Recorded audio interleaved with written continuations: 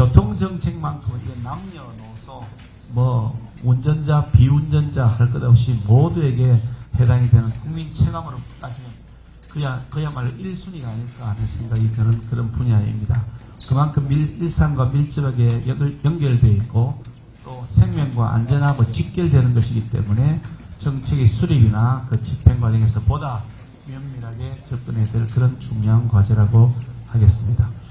그런데 때로는 이 정책적 과제를 접근함에 있어서 일률적으로 획일적으로 규제하는 것 때문에 거꾸로 불편이 더 많이 초래되는 것이 아닌가.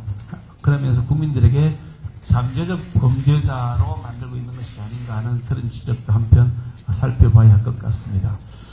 대표적으로 보면 2021년 4월에 시행되었던 안전속도 5030, 50km, 30km 이런 제한 속도에 관한 것인데요.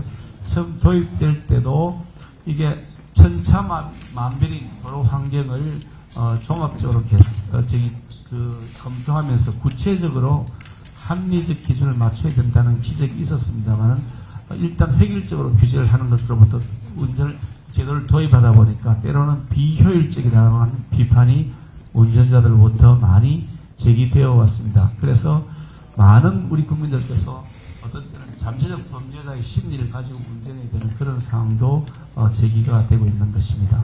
이것이 재조정되어야 된다는 국민의 의견을 보니까 한 90%에 육박한다는 정도의 통계가 있을 정도 상황입니다. 또 거기에 대해서 보도가 없는 고가차도 보행자 안전과는 상관이 거의 없는 구간에 대해서 이런 것까지도 획일적으로 규제하는 것이 사실 모순이었다고 하지 않을 수가 없겠습니다.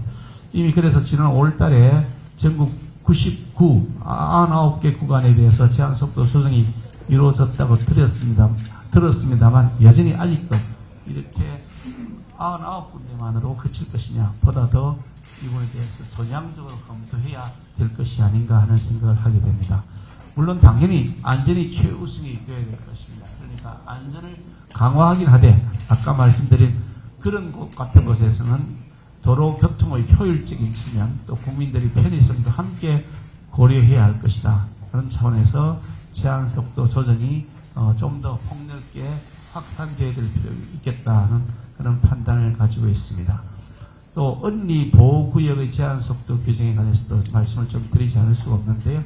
안전은 더더욱 강화해 나가야 될 것입니다. 말할 것도 없이 안전시설을 보강하고 가드레일 같은 그리고 연습과 같은 이런 턱을 만드는 것도 당연히 더 강화해야 될 것입니다. 미비된 것이 꽤 많이 있는 것으로 파악됩니다. 그런데 들어가는 시설 장비의 보안 그리고 요즘 스마트 근무 시대입니다만 디지털이한 스마트 실시간 안전 감시 장치 이런 것들에 대한 비용은 더 많이 투자하고 그러면서 단속도 강화해서 언리 보호구역 내에서의 제한속도 위반에 대해서는 철저하게 우리가 지켜나가야 할 것입니다.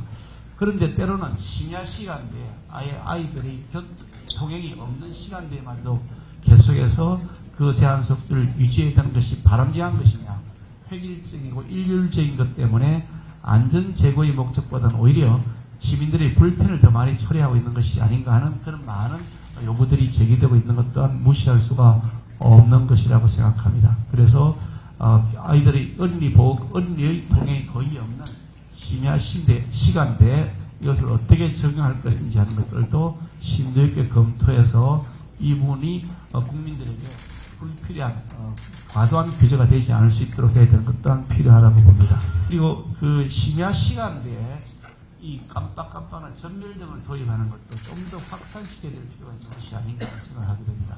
심야 시간대에 운전을 하다 보면 차는 통행되지 않는데 신호가 계속해서 이렇게 있을 경우에 물론 당연히 신호를 지켜야 되고 또 많은 분들이 그렇게 하고 있습니다만 때로는 기다리면서 이것이 과연 필요한 규제인가 하는 그런 고민을 할 때가 꽤 많이 있습니다. 그래서 심야 시간대에 전멸등을 확대하는 문제도 안전과 함께 동시에 고려해야 될 사안이 아닌가 하는 생각을 하게 됩니다.